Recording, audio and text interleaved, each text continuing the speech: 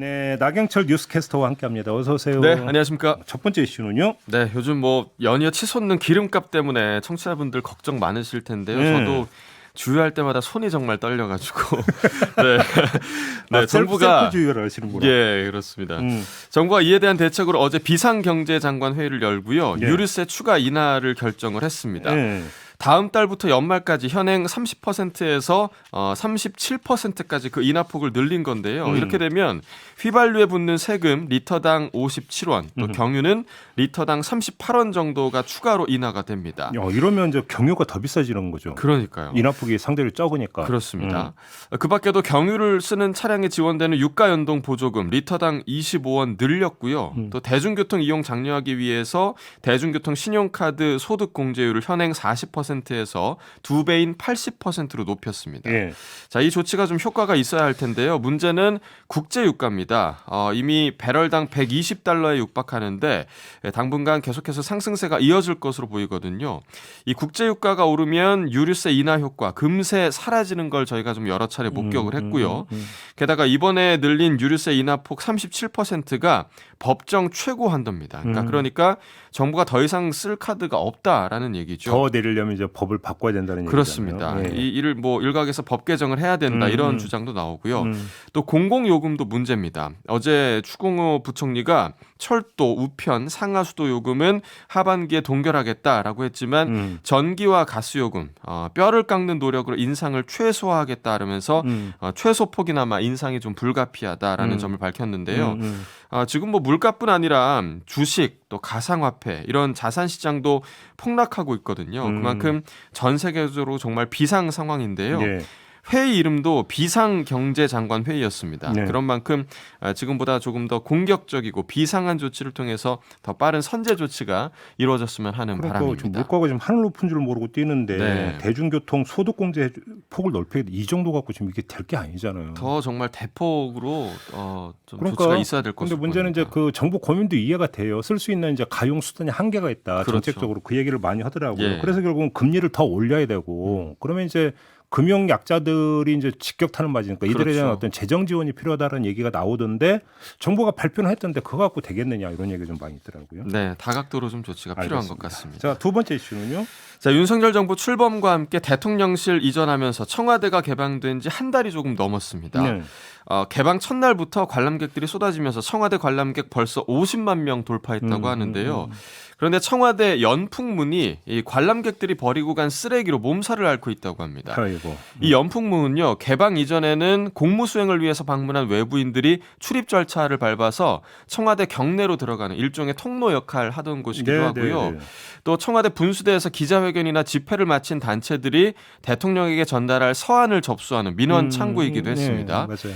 이런 연풍문 건물 1층이 개방 후에 관람객을 위한 화장실로 주로 사용돼 왔는데요. 이 화장실 상태가 말도 못할 정도라고 합니다. 사진 보니까 정말 너무하다 싶을 정도더라고요. 아마 네, 지금 보시고 계시죠. 유튜브로 보시는 분들 직접 보실 수가 있는데요. 청와대 관련 팸플릿이 여기저기 흩어져 있고 또 오랫동안 치우지 않은 것처럼 보이는 저 쓰레기통, 휴지가 정말 넘쳐나고 있는 그런 상황입니다. 아마 일단 이거는 뭐 시민의식의 문제이긴 한데 네. 또 관리 주체의 문제도 있을 것 같은데. 그렇습니다. 초반에는 관리 주체가 딱히 없었던 것으로 보이고요. 이 새 정부 대통령실에서 지난달 말에야 문화재청에 급히 이 시설 관리를 위임했다고 하는데 이 문화재청 측은 방문객이 너무 많은 상황에서 이걸 관리하는데 한계가 있다라고 고충을 토로한 것으로 전해졌습니다. 문화재청 관계자는 일단 이 화장실을 폐쇄했다면서 예산 등 관리 여력을 갖춘 후에는 이 연풍문 화장실을 다시 개방할 것이다라고 밝혔는데요. 사실 청와대 개방 전부터 이거 너무 급한 거 아니냐 이런 우려의 목소리가 컸잖아요. 그러게요. 수십 년 동안 국가의 대사를 이끌어오던 공간이 단순히 뭐 여력 부족, 관리 소홀로 이렇게 망가지는 모습이 좀 씁쓸한 마음을 들게 합니다. 실제로 사흘 전에 청와대 역사성 회복을 위해서 청와대를 답사한 문화재위원들은요. 이대로 가면 관광지 그 이상도 이하도 아닌 곳이 될 것 같아서 걱정스럽다며 청와대가 공개되기 전에 문화재위원들이 먼저 좀 답사를 하고 어떻게 보여줄지 깊이 논의했다면 좋았겠다는 아쉬움이 든다고 밝히기도 했습니다. 그러니까 옛말 틀린 거 하나도 없어요. 급히 먹으면 체해요. 그렇지 좀 않습니까? 약간 좀 얹히고 있는 것 같습니다. 예. 네. 자, 마지막 이슈 가보죠. 자, 지난 2018년 10월 대법원에서 일제강점기 강제동원 피해자들에 대한 배상이 이루어져야 한다라는 판결이 있었죠. 이후에 이 배상을 위해서 전범기업인 미쓰비시중공업의 자산을 현금화하기 위한 매각 절차가 진행될 것으로 예상이 됐는데요. 네, 맞아요. 예. 윤석열 정부가 이르면 이달 말에 이 현금화 절차를 사실상 좀 막기 위해서 배상 문제를 해결하기 위한 민관협력기구를 출범시킬 계획인 것으로 전해졌습니다.